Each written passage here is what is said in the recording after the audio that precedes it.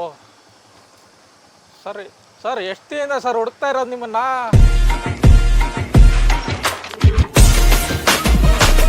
ಏನು sir, big ಬಾಸ್ಗೆ ಹೋದಾಗಿಂದ ನಮಗೆ ಕೈಗೆ ಸಿಗ್ತಾ ಇಲ್ವಲ್ಲ ಸರ್ ನೀವು? ಭಾಳ ದಿನದ ಹುಡುಕ್ತಾ ಇದ್ರ? ಸಾರಿ ಸಾರಿ ಸಾರಿ, ಗೊತ್ತಾಗ್ಲಿಲ್ಲ. ಯಾವ ಸರ್ ಮನೆ ನಿಮ್ದು? ಇದೆ ನಮ್ಮ ಮನೆ ಇದೆ. ಓ ಇದೇನಾ? ಇದೆ ಮನೆ.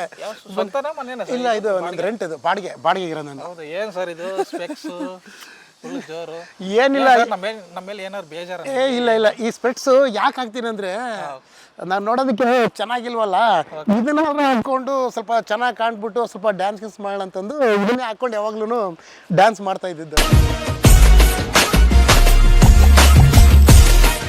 ಇವತ್ತು ನೀವು ಸಿಕ್ಕಿದ್ದು ಭಾಳ ನನಗೆ ತುಂಬ ಸಂತೋಷ ಕೊಡ್ತು ಸರ್ ಇವತ್ತು ಮಾತ್ರ. ಇಲ್ಲ, ನನಗೂ ಬೇಜಾರಾಗಿತ್ತು, ಒಂದು ವಾರಕ್ಕೆ ಬಂದ್ಬಿಟ್ಟಲ್ಲ ಅಂತಂದು ಹೇಳ್ಬಿಟ್ಟು. ಈಗ ನೀವು ಪ್ರೀತಿಯಿಂದ ಮಾತಾಡ್ಸಿದಿರಲ್ಲ, ಇನ್ನೂ ಒಂದು ಸ್ವಲ್ಪ ಹಲವಾರು ವಿಷಯಗಳನ್ನ ನಿಮ್ಮ ಹತ್ರ ಮಾತಾಡ್ಬೇಕು ಅನಿಸ್ತದೆ. ಬಿಗ್ ಬಾಸ್ ಮನೆಗೆ ಹೋದಲ್ಲ, ಇದೇ ಏರಿಯಾದಲ್ಲೇ ಓಡಾಡಿದ್ದೀನಿ ಸರ್, ಯಾವತ್ತೂ ಕೈ ಸಿಕ್ಕಿರಲ್ಲ ಸರ್ ನೀವು? ಇಲ್ಲ, ಇದೇ ಮನೆ. ಏನಂದ್ರೆ ಈಗ ಬಿಗ್ ಬಾಸ್ಗೆ ಹೋಗೋಕ್ಕಿಂತ ಮುಂಚೆ ಯಾರು ರೆಕಗ್ನೈಸ್ ಮಾಡ್ತಾ ಇದ್ದಿಲ್ಲ. ಈಗ ಬಿಗ್ ಬಾಸ್ ಮನೆಗೆ ಹೋಗಿ ಬಂದಲ್ಲ, ಈಗ ಬಿಗ್ ಬಾಸ್ ಕರಿಬಸಪ್ಪ ಅಂತ ಹೇಳ್ಬಿಟ್ಟು ಭಾಳ ಜನ ರೆಕಗ್ನೈಸ್ ಮಾಡ್ತಾ ಇದ್ದಾರೆ. ಸೊ ನೀವು ಕೂಡ ಅಷ್ಟೇ ಇಲ್ಲೇ ಓಡಾಡ್ತಾ ಇದ್ದೀರಾ, ಗೊತ್ತಾಗಿಲ್ಲ ನಿಮಗೆ? ಇದೇ ಮನೆ ಇದು ಸರ್. ಬನ್ನಿ ಸರ್, ಒಳಗಡೆ ಕೂತ್ಕೊಳ್ಳೋಣ. ಬನ್ನಿ ಸರ್, ಬನ್ನಿ ದಿನ ಆದಮೇಲೆ ಬನ್ನಿ ಬನ್ನಿ ಬನ್ನಿ, ಇದೆ ನಮ್ಮ ಮನೆ. ಬನ್ನಿ ಒಳಗೆ ಬನ್ನಿ ಕೂತ್ಕೊಂಡು ಮಾತಾಡೋಣ. ಬನ್ನಿ ಬ್ರದರ್, ನಾನು ನಿಮ್ಗೆ ಸಿಕ್ಕಿದ್ದು ಭಾಳ ಖುಷಿ ಆಯಿತು ನನಗೆ. ಅಷ್ಟೇ, ತುಂಬ ದಿನ ನಾನು ಸರ್ ಬಿಗ್ ಬಾಸ್ಗೆ ನೀವು ಒಂದು ವಾರ ಎಲ್ಲಿ ನೀವು ಆಚೆ ಬಂದಮೇಲೆ ಎಲ್ಲೂ ಮತ್ತೆ ಕಾಲ್ ರಿಸೀವ್ ಮಾಡಿಲ್ಲ, ಮತ್ತೆ ಯಾಕೋ ಬೇಜಾರಾಗ್ಬಿಟ್ಟಿದ್ರೆ ಅನ್ಸುತ್ತೆ. ಬೇಜಾರೇನಿಲ್ಲ, ಯಾಕಂದರೆ ನನಗೂ ಬೇಜಾರಾಗಿತ್ತು, ಯಾರೂ ಸಿಗ್ತಾ ಇಲ್ವಲ್ಲಪ್ಪ ನನ್ನ ಎಕ್ಸ್ಪೀರಿಯನ್ಸ್ ಹೇಳೋಣ ಅಂತಂದರೆ.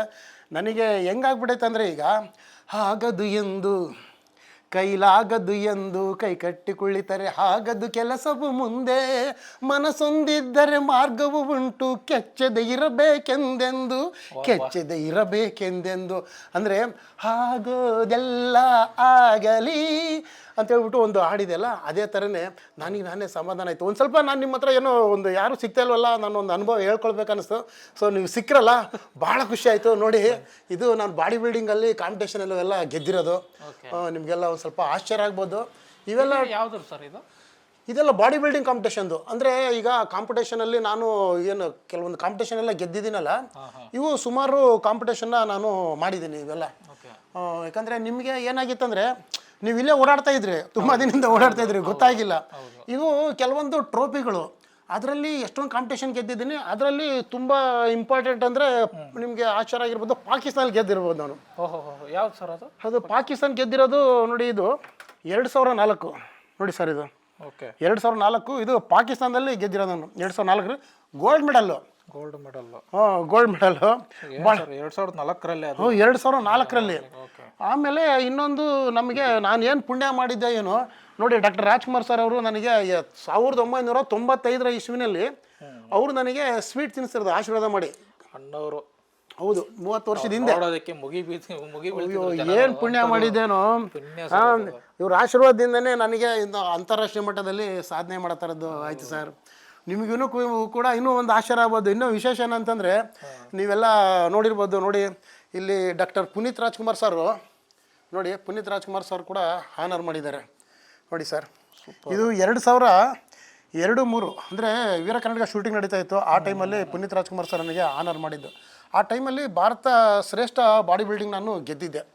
ಆಮೇಲೆ ಇಷ್ಟೊಂದು ಕಾಂಪಿಟೇಷನ್ನ ನಾನು ಗೆದ್ದ ಮೇಲೆ ಈಗ ನನಗೆ ಇಲ್ಲಿ ಈಗ ಇದು ಏನು ಅಂತಾರಾಷ್ಟ್ರೀಯ ಮಟ್ಟದಲ್ಲಿ ಗೆದ್ದಿದ್ದಕ್ಕೆ ಏಕಲವ್ಯ ಪ್ರಶಸ್ತಿ ಕೂಡ ನನಗೆ ಲಭಿಸಿದೆ 2007 ಇಸ್ವಿ.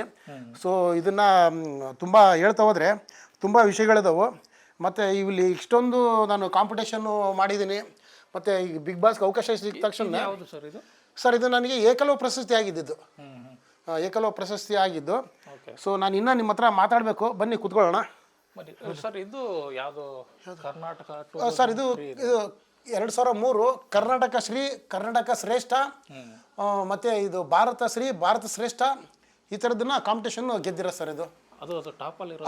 ಅದು ಕರ್ನಾಟಕ ಶ್ರೇಷ್ಠ. ಇದನ್ನೆಲ್ಲ ಪ್ರಶಂಸಿಸಿ ರಾಜ್ಯ ಸರ್ಕಾರದಿಂದ ಏಕಲವ್ಯ ಪ್ರಶಸ್ತಿ ಆಗಿದೆ. ಆಮೇಲೆ ನೋಡಿ ಸರ್, ಈಗ ಇಲ್ಲಿ ಡಾಕ್ಟರ್ ರಾಜ್ಕುಮಾರ್ ರಾಜ್ಯೋತ್ಸವ ಪ್ರಶಸ್ತಿ 2007 ಇಸ್ವಿಲಿ ಇದೆ. ಡಾಕ್ಟರ್ ರಾಜ್ಕುಮಾರ್ ಅಂತಾರಾಷ್ಟ್ರೀಯ ಪ್ರತಿಷ್ಠಾನ ಸಂಸ್ಥೆಯಿಂದ ಡಾಕ್ಟರ್ ರಾಜ್ಕುಮಾರ್ ರಾಜ್ಯೋತ್ಸವ ಪ್ರಶಸ್ತಿ ಲಭಿಸಿದೆ. ಇದು 2007ರಲ್ಲಿ. ಸೊ ತುಂಬ ವಿಷಯಗಳಿದಾವೆ. ಮಿಸ್ಟರ್ ಇಂಡಿಯಾ ಮೊಟ್ಟ ಮೊದಲ ಬಾರಿಗೆ ನಿಮಗೆ ಬಂದಿದ್ದು ಅವಾಗ ಆ ಟೈಮಲ್ಲಿ ಯಾವುದು ಸರ್? ಸರ್ ಮಿಸ್ಟರ್ ಇಂಡಿಯಾ ನಾನು ಫಸ್ಟ್ ಟೈಮ್ ಆಗಿದ್ದು 2001. ಅದಾದಮೇಲೆ 2002 ಸತತವಾಗಿ ನಾನು ಭಾರತ ಶ್ರೇಷ್ಠ ಅಂತ ಬರುತ್ತೆ ಸರ್. ಕೆಲವ್ರಿಗೆ ನಮ್ಮ ಭಾರತ ಶ್ರೇಷ್ಠ ಅಂದರೆ ಕೆಲವ್ರಿಗೆ ಭಾಳ ಜನ ಬಾಡಿ ಬಿಲ್ಡಿಂಗಲ್ಲಿ ಗೊತ್ತಿರಲ್ಲ. ಅಂದರೆ ನ್ಯಾಷನಲ್ ಲೆವೆಲಲ್ಲಿ ಫಸ್ಟ್ ಬಂದಿರೋರಿಗೆ ಭಾರತ ಶ್ರೇಷ್ಠ ಕಾಂಪಿಟೇಷನ್ಗೆ ಆಯ್ಕೆ ಮಾಡ್ತಾರೆ. ಆ ಒಂದು ಭಾರತ ದೇಶದ ಪ್ರತಿಷ್ಠಿತ ಪ್ರಶಸ್ತಿಯಾದ ಭಾರತ ಶ್ರೇಷ್ಠ ಪ್ರಶಸ್ತಿಯನ್ನು ಸತತವಾಗಿ ನಾನು 3 ಬಾರಿ ಗೆದ್ದಿದ್ದೀನಿ. ಹ್ಯಾಟ್ರಿಕ್ ಸಾಧನೆ ಮಾಡಿದ್ದೀನಿ. ಅಂದರೆ ಎಲ್ಲರೂ ಕಾಂಪಿಟೇಷನ್ ಮಾಡ್ತಾರೆ, ಈಗ ಫಸ್ಟು ಸೆಕೆಂಡು ಇದೆಲ್ಲ ಮಾಡ್ತಾರೆ, ಫಸ್ಟ್ ಪ್ಲೇಸ್ ಎಲ್ಲ ಮಾಡ್ತಾರೆ. ನಾನು ಫಸ್ಟ್ ಅಲ್ದೇ ಓವರ್ಲ್ ಚಾಂಪಿಯನು ಗೆದ್ದಿದ್ದೀನಿ. ಇತ್ತೀಚೆಗೆ ನೀವು ಒಂದು ಮೂನ್ ವಾಕ್ ಮಾಡ್ತೀರಿ ನೀವು, ತುಂಬಾನೇ ವೈರಲ್ ಆಗಿದೆ ಅದು.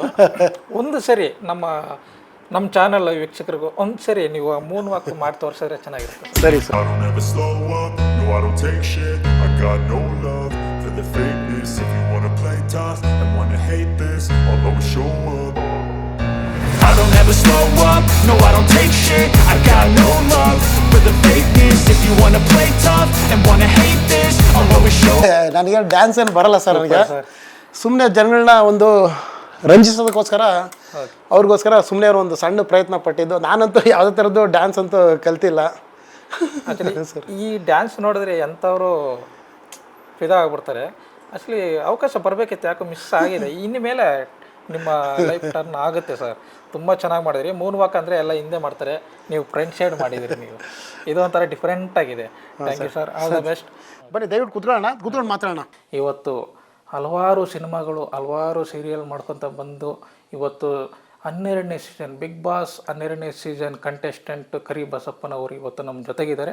ಬನ್ನಿ ಅವ್ರನ್ನ ಮಾತಾಡಿಸ್ತಾ ಹೋಗೋಣ. ಸರ್ ನಮಸ್ಕಾರ. ಸರ್ ನಮಸ್ತೆ ಸರ್. ನಮಸ್ಕಾರ ಸರ್. ಹೇಗಿದ್ರು ಸರ್? ಸರ್ ನೋಡಿ ಸರ್, ಚೆನ್ನಾಗಿದ್ದೀನಿ ಸರ್. ತುಂಬ ಖುಷಿಯಾಯಿತು ನಿಮ್ಮನ್ನು ನೋಡಿ. ತುಂಬ ದಿನದಿಂದ ನಾನು ಕಾಲ್ ಕೂಡ ಮಾಡ್ತಿದ್ದೆ, ಬಿಸಿ ಇದ್ರಿ ಅನಿಸುತ್ತೆ. ಆ ಥರ ಏನು ಬಿಸಿ ಏನಿಲ್ಲ ಸರ್, ಹೇಳಿ ಸರ್. ಖುಷಿ ಆಯಿತು ಸರ್. ನೀವು ಮೊದಲನೇ ದಿನ ಬಿಗ್ ಬಾಸ್ ಕಂಟೆಸ್ಟೆಂಟ್ ಆಗಿ ನೀವು ಆಯ್ಕೆ ಆಗ್ತೀರಾ, ಬಿಗ್ ಬಾಸ್ ಎಂಟ್ರಿ ಆಗ್ತೀರಾ.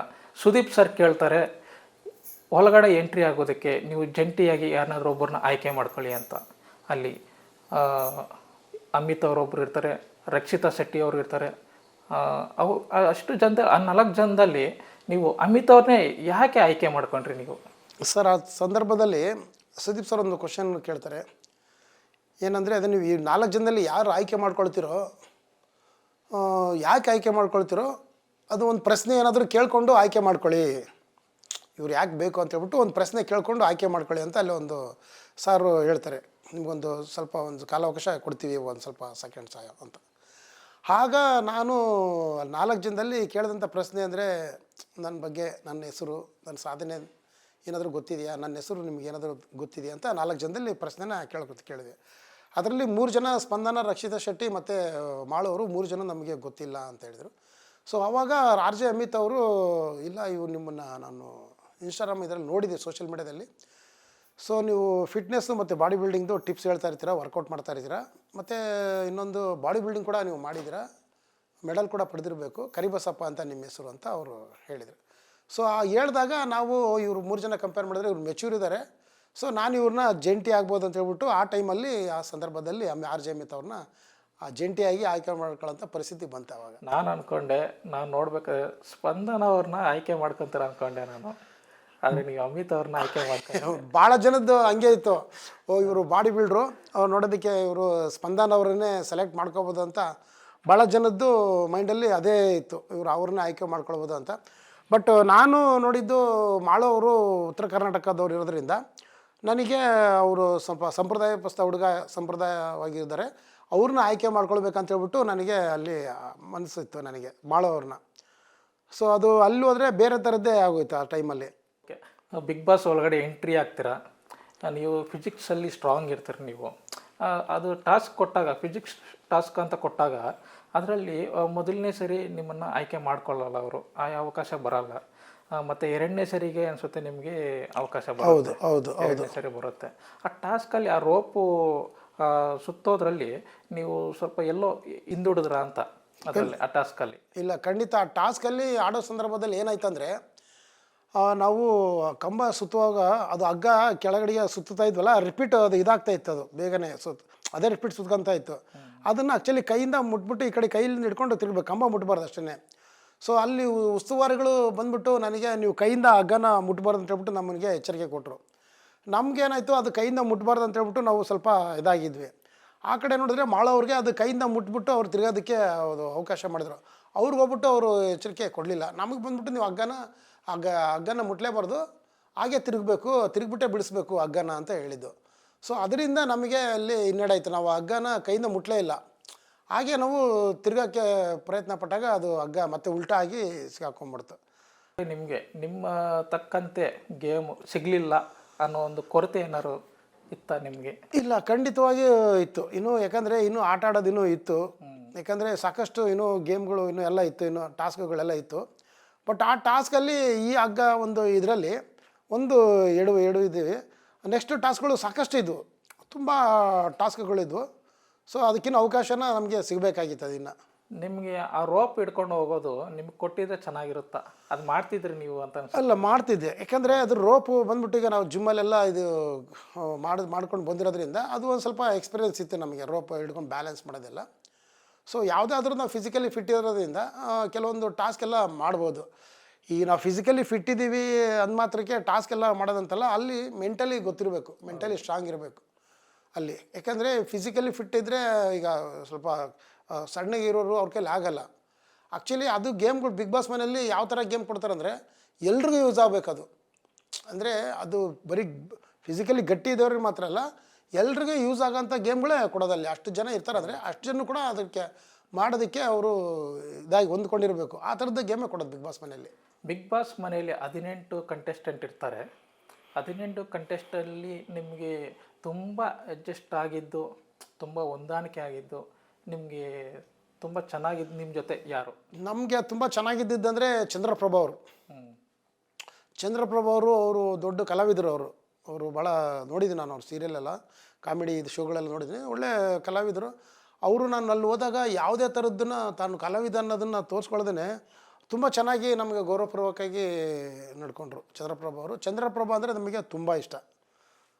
ಅಲ್ಲಿ ಹೋಗಿದ ತಕ್ಷಣ ನಿಮ್ಮನ್ನು ನೀವು ಹೋಗಿ ಎಲ್ಲರೂ ಆ ಜೋಶಲ್ಲಿ ಎಲ್ಲರನ್ನೂ ಚೆನ್ನಾಗೇ ಮಾತಾಡಿಸ್ತಾರೆ. ಹೋಗ್ತಾ ಎಲ್ಲೋ ಕರಿಬಸಪ್ಪನವರು ಸ್ವಲ್ಪ ಸ್ಲೋ ಆಗಾಯಿತು, ಡಲ್ ಆಗೋದ್ರು ಅನ್ನೋ ಒಂದು ಮಾತು ಬಂತು.